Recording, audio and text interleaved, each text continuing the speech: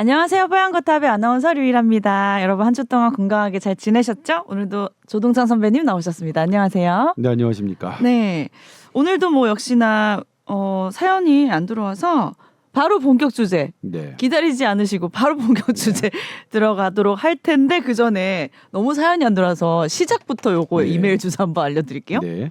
SBS 보이스 뉴스 @gmail.com이에요. SBS VOICENEWS예요. 그러니까 보이스 뉴스죠. 네, 목소리 뉴스. 네.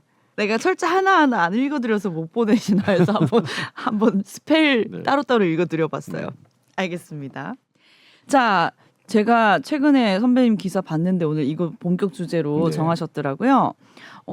서울에 있는 한 동물 보호 시설에서 고양이가 38마리가 집단 폐사하는 일이 생겼는데 네. 알고 봤더니 조류 인플루엔자 관련이 있는 거예요, 네. 고양이가? 제가 네.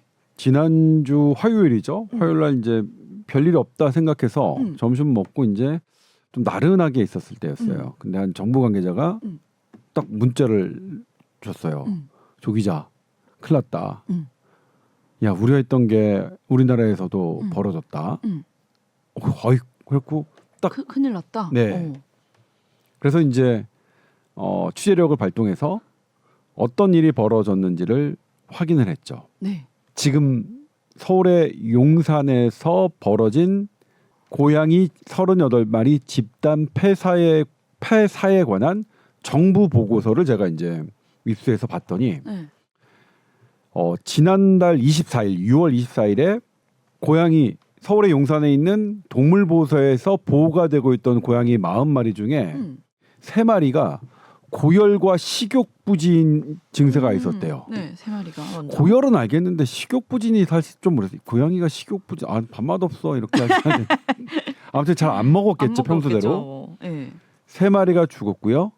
그 다음에 하루 이틀 간격으로 같은 증세를 보이던 고양이들도 잇따라 목숨을 잃은 거예요.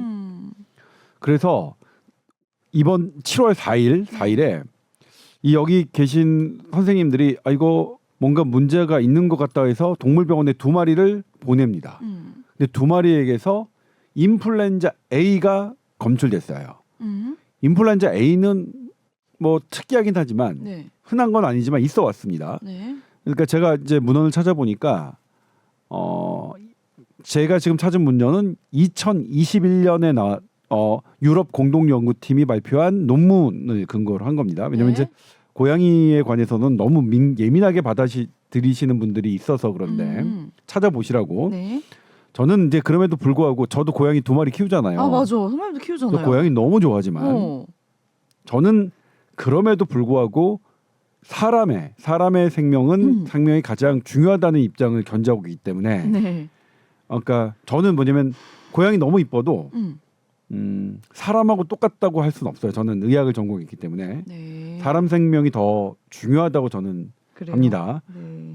물론 고양이 생명도 중요하지만 고양이 네. 너무 이뻐하지만 고양이 인플루엔자 A는 그 논문에 따르면 개에게 걸리는 개 독감도 확인된 적이 있고 뭐 조류 독감도 확인된 적이 있고요. 조류 인플루엔자 새한테 걸리는 거 네. 심지어 사람의 독감도 고양이한테 확인된 적이 있습니다. 오. 그러니까 드물긴 하지만 네.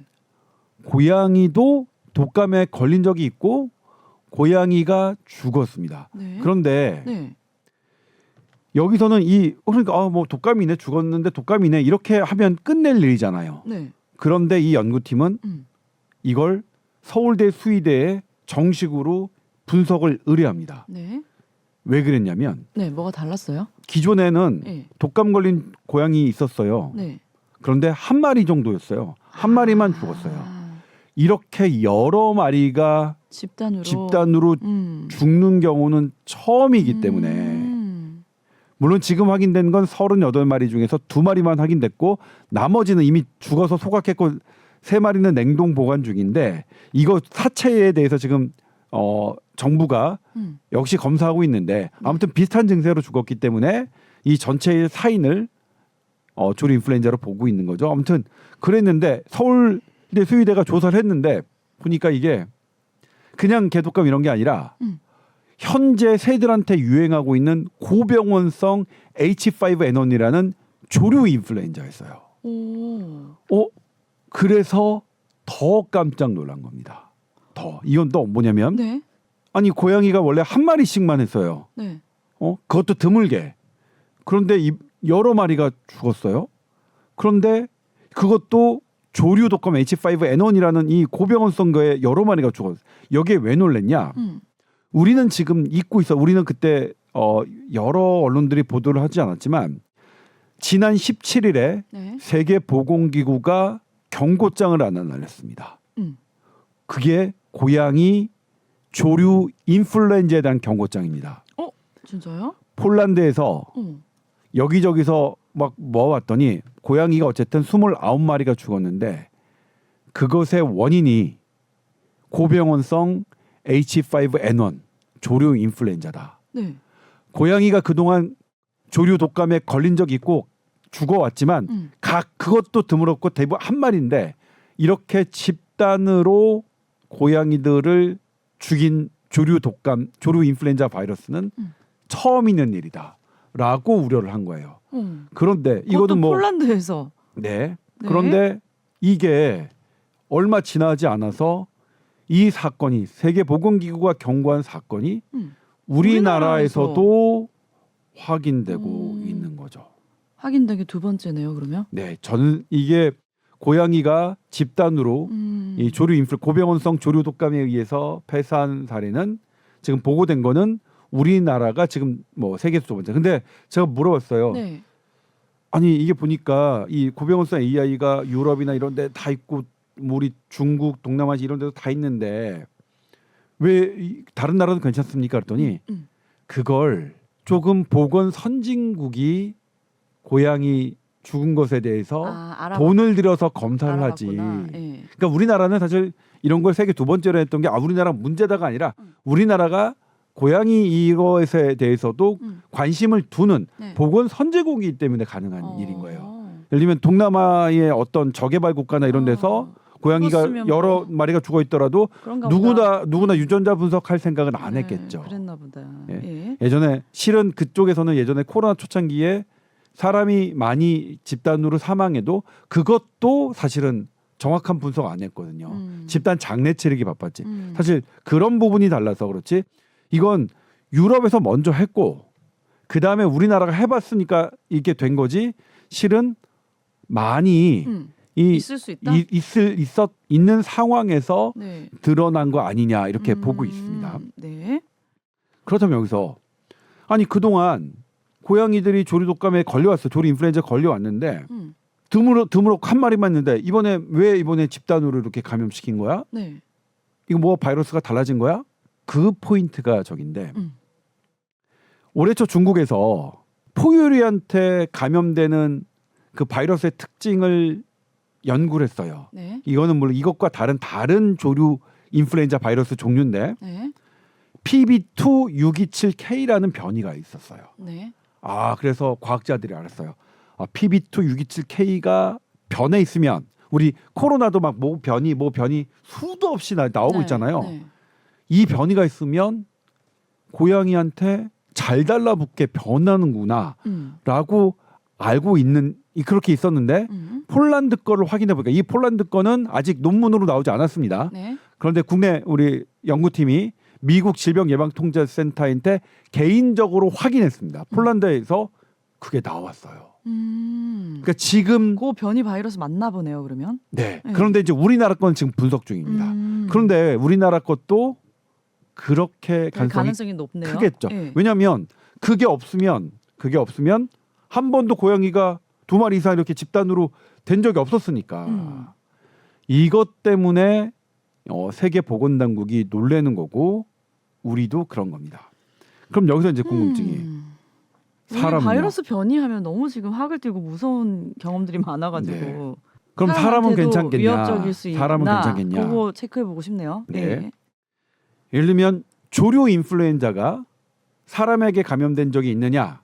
있습니다. 네. 지금도 2023년 올해도 전 세계적으로 보고 있는 게 8명인가 그랬고요. 네.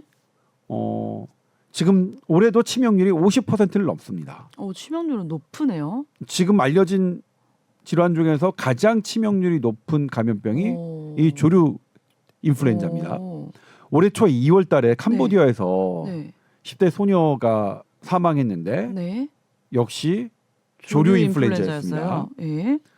이렇게 사람도 원래 걸렸는데 근데 이건 뭐냐면 사람이 걸리긴 했지만 아주 드물게 걸리고 뭐 걸리면 어쩔 수 없이 사망하지만 이거였어요. 그냥 통상적으로는 그랬습니다. 왜냐하면 기존 조류 인플루엔자는 우리 사람한테 잘 안 달라붙어요. 그래서 어떤 사람이 걸리냐면 확률적으로 너무 많이 노출된 사람, 매일 새들과 살고 매일 닭, 오리들과 사는 사람들. 네네네. 그러니까 축산업을 하시는 분들이 걸린 거예요. 그러니까 예를 들면 확률이 10,000분의 1이라면 일반인 같은 경우에 10,000분의 1 확률로 한다면 평생 새 접촉 10,000번 안 되겠죠. 그런데 축산업자들 매일매일 그게 생업인 분들은 10,000분의 1의 확률이라도 그 많이 되니까 이렇게 되는 거였어요. 네네. 네. 그래서 기존 조류 AI는 별로 걱정, 기존 AI는 에비안 인플루엔자는 별로 걱정 안 했는데 이번 거는 왜 걱정하느냐? 하나의 팩트는 이번 새롭게 변한 고양이를 집단 감염시킨 AI는 사람에게 감염시킨 흔적이 없어요. 현재까지 관련 사람들 다 해보니까 없어요. 항체도 없어요. 이거 지금 새롭게 고양이를 문제시킨 이 바이러스는 사람을 침범한 흔적이 아예 없는데도 네. 왜 걱정하느냐? 네. 일단 변했죠. 변해서 고양이도 이렇게 집단으로 한 건 처음이에요. 고양이에게 잘 달라붙는 바이러스는 이게 처음이에요. 그런데 고양이가 반려동물이라는 특징이 있잖아요. 그렇죠. 반려동물. 네. 그러니까 사람과 자주 생활. 접촉하면, 그러니까 사람뿐만 아니라 모든 동물이 접촉하면 바이러스가 달라붙는 특징도 닮아갑니다. 진짜요? 네. 오. 네. 왜 그렇지? 그냥 개체가 다른. 서로 호흡하니까요. 이 바이러스는 뭐냐면 네. 서로 얘 몸에도 가고 내 몸에도 가고 우리가 변이가 어떻게 된다고 그랬죠? 코로나 바이러스가 사람과 사람 사이에 옮겨갈 때 다른 종으로 갈 때 그 사람한테 맞추기 위해서 변한다고 그랬죠. 같은 종에도 그렇고 다른 종도 그런 거예요. 그러니까 사실은 그 바이러스 특성이라는 것은 침범하는 바이러스가 변하는 거예요. 보니까 여기가 내가 침범할 때가 두 군데인데 네. 이쪽은 영 못 들어갔는데 사람 바이러스 같은 경우에도 사람 바이러스도 고양이한테 못 들어갔는데 고양이한테 한번 들어가 볼까? 여기에 얘한테 내가 변해서 들어가면 내가 살 곳이 훨씬 많아지는데 그리고 실제로 사람 휴먼 독감이 고양이에게 확인된 사례도 있었죠. 네. 있었죠. 그런 특징이 있는 겁니다. 그래서 지금 당장은 아니겠지만 지금 당장은 아니겠지만 네. 우리는 고양이와 계속 같이 살아야 되잖아요. 네. 그래서 이 같이 살아야 될 고양이와 그리고 고양이들도 지금 어마어마하게 지금 치명률 높은 거 아니에요. 그러기 위해서 공동 대응이 필요하다라는 거죠. 지금 이 사안을 일단 우리 제가 지난주 이 사안 있고 지난주 수요일날 감염학회의 원로 선생님들하고 얘기할 기회가 있었는데 뭐라고 하셨냐면 본인이 가장 우려했던 일이 본인은 넥스트 팬데믹 있잖아요. 코로나19의 팬데믹은 사실은 코로나보다 더 먼저 조류 독감, 조류 인플루엔자, 그러니까 AI가 먼저 인간을 엄청나게 흔들 거라고 생각했는데 자기의 생각보다 코로나19가 먼저 왔고 예상치도 못하게 그리고 지금 에비안 인플루엔자가 이만큼까지 왔다. 우리 인간에게 아직 인간에게 오진 않았는데 이만큼까지 온 것 같다라고 한 거예요. 그래서 세계보건기구가 이례적으로 경고를 했고 유엔도 이례적으로 홈페이지에 성명서를 내고 이것에 대해서 계속 모니터링하고 대응 방법을 찾겠다고 합니다. 그렇게까지 그러니까 얘기하면 굉장히 그거는 조금 신경을 많이 써야 될 정도인가요? 우리나라 언론들은 지금 조용히 하고 있는데 저는 그냥 뭐 화요일날 보도했죠. 그리고 이제 세계 이거에 관련된 대학들은 우리나라 소식도 40마리 중 38마리가 폐쇄했다는 소식을 대학 뉴스에 이 다. 탑으로 지금 하고 있습니다. 네. 그러니까 아직 사람에게 온 건 아니지만 이게 만약 사람에게 온다면 이거 시간의 문제일 가능성이 크고 그게 영영 안 왔으면 좋겠지만 네. 근데 어쨌든 대응을 하지 않는다면 이만큼 왔으니까 이만큼 온 것에 대해서 우리가 대응을 지금부터 해야 될 때입니다. 오. 당장 그럴까요? 나 집에서 고양이 키우시는 무서워. 분들 어떻습니까? 제가 가장 궁금한 게 그거였어요. 근데 우리 이 기사를 쓰면서 우리 네. 고양이들한테 뭐라고 했냐면 네. 첫째의 이름이 이름? 설이고 설이. 둘째 이름이 림이에요. 첫째는 키우시는 거 맞죠? 아니 이게 갑자기 생각 안 나요? 그러니까 걔 뭐냐면 걔가 설아 그래서 아. 걔 이름을 설일까 설인가 그러니까 원래는 설입니다. 설인데 제가 평소에 잘못 부르고 있어요. 설이야 해야지 그러면. 네, 설이야 해야 되는데 설아한 거 내가 잘못 부르고 있었던 거고. 네. 그 두 번째는 그냥 림이에요. 림. 림. 예, 림이가 아니라 임인데. 얘들아 니들한테 독감 안 걸리게 해줄게. 물론 그래서 지금은 예전에도 그렇지만 저는 집에 들어오면 고양이를 만지기 전에 반드시 손을 씻습니다. 네. 사람의 세균과 사람의 바이러스가 고양이에겐 잘 달라붙지 않는다는 걸 알면서도 저는 늘 손을 씻습니다. 왜 그러냐면 미국 질병예방통제센터도 이렇게 기술합니다. 사람의 바이러스가 개한테 갈 확률은 낮다고 믿는다. 낮다고 믿는다예요. 단정하지 않습니다. 그럴 수 있네요. 없다 이렇게 얘기하지 않습니다. 낮다고 믿는다 이렇게 얘기하는 거니까 이런 부분들 우리가 그러니까 너무 그렇다고 절대 안 걸린다 이렇게 단정지어서 얘기하기는 되게 어렵습니다. 우리는 아직 모르고 여러 정황들로 보면 아예 없다고 얘기할 수는 없으니까.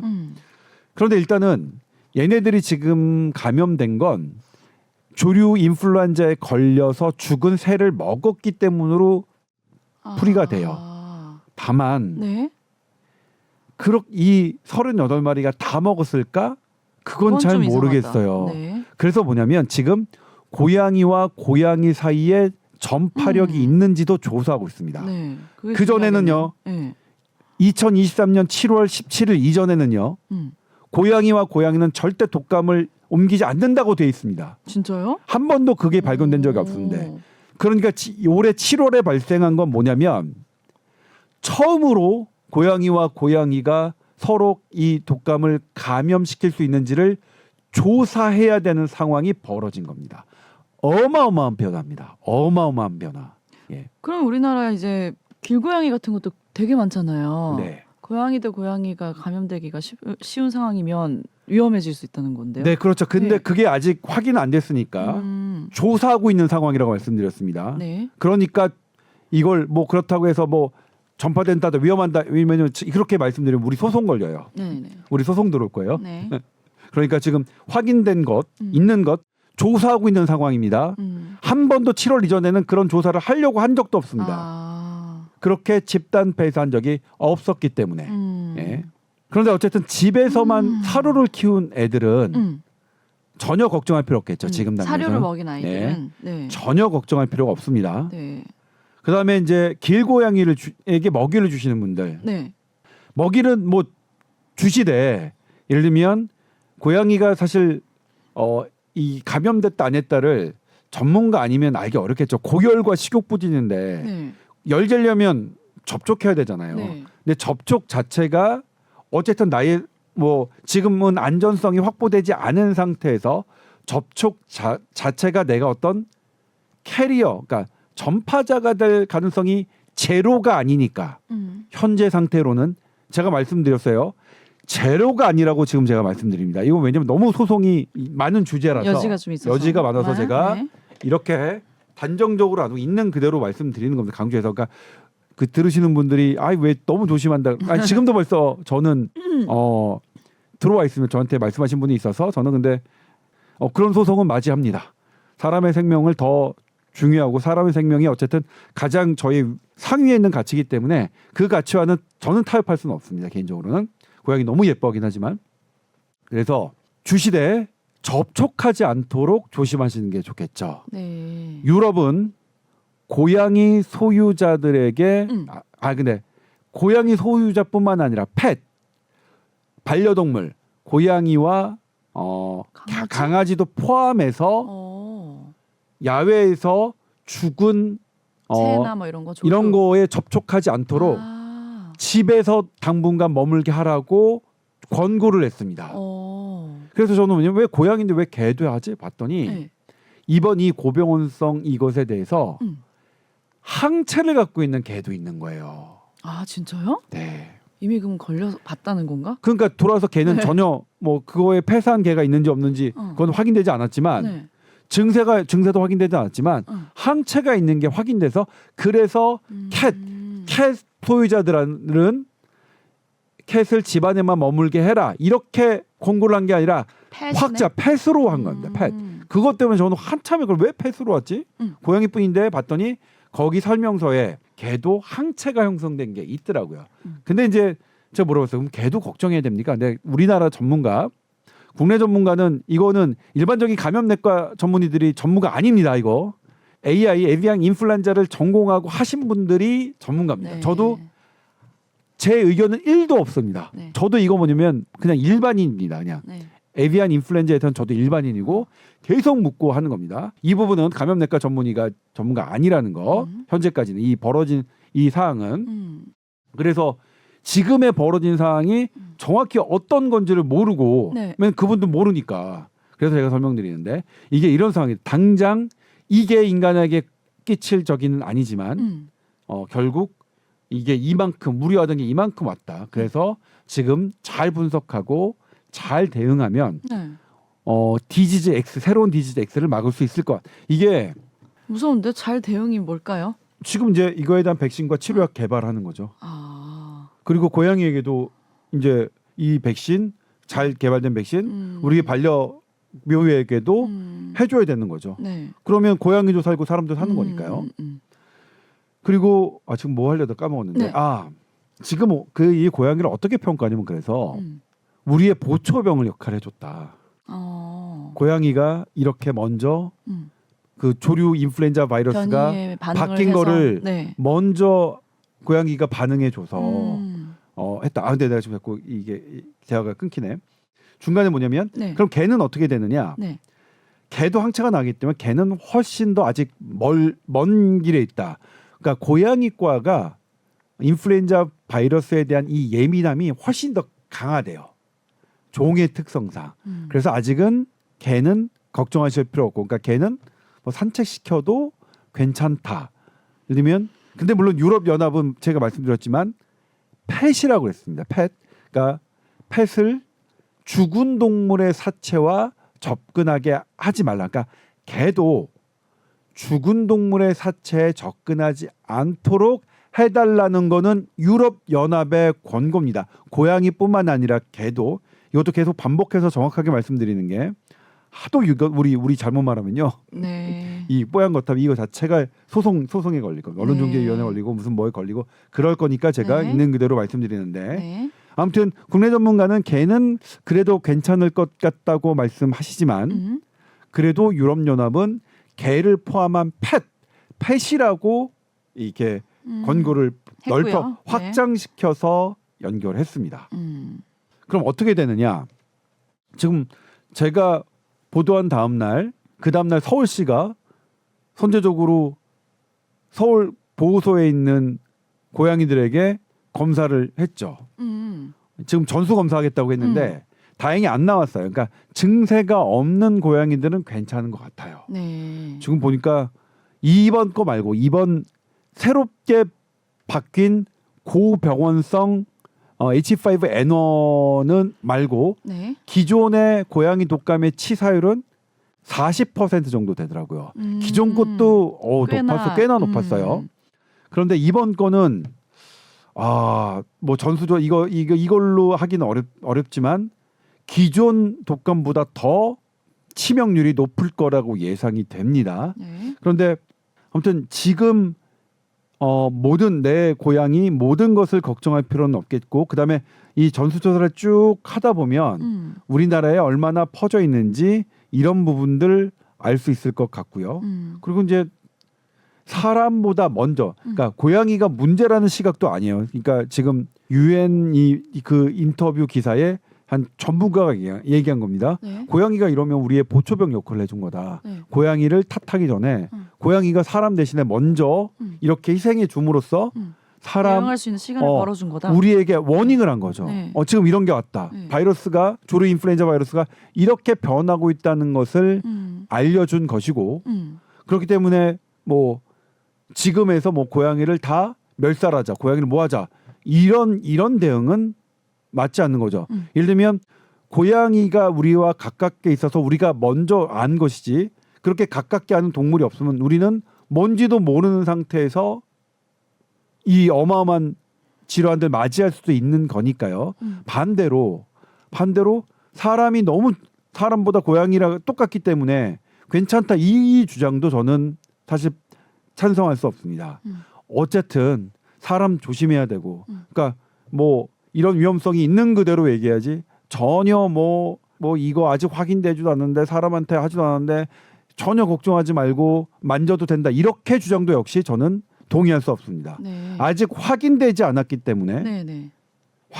사람한테 되는 게 확인되지 않았기 때문에 더 조심해야 되는 거죠. 물론 지금 있게 사람으로 올 가능성은 크게 보지 몰라요. 않습니다. 네. 크게 보지 않습니다. 하지만 결국에는 바이러스 놈이 결국에는 그렇게 바뀔 거다. 그러니까 조류에서 왔다가 포유류까지 왔어요. 그럼 포유류에서 끝나라고 생각하는 생각이 네. 과학적이지 않은 거겠죠. 일단 우리가 할 수 있는 건 그런 이제 경고들을 주셨으니까 선배님처럼 좀 고양이 만지기 전에 손도 좀 씻고. 저는 원래 싫었는데 왜냐면 저는 사실 세미나를 워낙 많이 다니니까 학회를 네. 코로나19 그때 때도 나는 너무 신기했어요, 선배님. 코로나19 때도 위험 지역에 그렇게 많이 다녔는데 진짜 방어 잘하셨잖아요. 근데 코로나19 때 네. 저기 의학 칼림원에서 세미나를 했었는데 네. 코로나19도 뭐냐면 가장 우려했던 게 코로나19가 사람한테 먼저 왔지만 이게 반려동물에 갔다가 보면 서로에게 어마어마한 데미지인데 이거 정말 조심해야 된다라는 경고를 하셨어요. 근데 다행히 코로나19는 그게 안 왔죠. 저는 그 세미나를 듣고 2021년에 그다음부터 안 된다. 내가 절대로 내가 밖에서 코로나19에 혹시 묻은 거를 우리 고양이들한테 하면 안 되겠다 해서 무조건 손 씻고 그랬었거든요. 네. 그런 마음이죠. 예를 들면 2015년에 우리 메르스 왔잖아요. 메르스 그러니까. 어떻게 오는지 몰라요. 그때 막 박쥐 낙타 낙타잖아요. 뭐 이런 거 얘기했었죠. 네? 박쥐 낙타 우리 만약 고양이나 개가 없으면 바로 박쥐 낙타로부터 우리가 오고 그러면 우리가 전혀 무방비 상태에서 노출될 가능성도 있고 이번 코비드19도 사실 그렇잖아요. 무방비 상태에서 우리가 그렇죠. 닥친 거나요. 그래서 중간 물질이 천상갑인가요? 뭐다 지금 여러 개들이 많이 있지만 아직도 뭔지 몰라요. 네. 어디서 왔는지 몰라요. 네. 예? 박쥐는 맞는 것 같은데 박쥐를 통해서 다이렉트하게 우리한테 온 건 아닌데 뭘로 온 게 아니니까. 그러니까 그런 면에서 고양이는 보초병, 인간에게 보초 역할을 해준 거는 정말 맞죠. 그러니까 고양이를 다 없앤다고 해결될 문제가 저는 아니라고 봅니다. 네. 개나 고양이를 다 없애서 될 문제는 아니라고 생각. 그런 면에서 새도 마찬가지고요. 네. 새를 다 없앤다고 해결되나요? 조류적이니까 아니면 다른 쪽으로 직접 오겠죠. 예.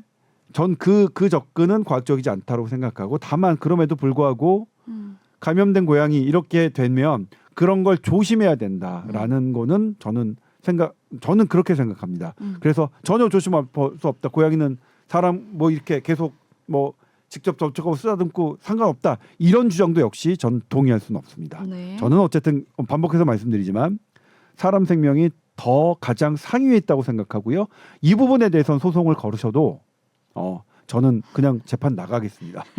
그 뭐 저 타협 안 해요. 만약 그러면 뭐 구속해라면 들어갈 거예요. 진짜. 이 부분은 절대 타협할 수 하지만 우리 없는데. 선배님은 고양이 2마리를 키우는 애묘가라는 거. 저 고양이 되게 예뻐요.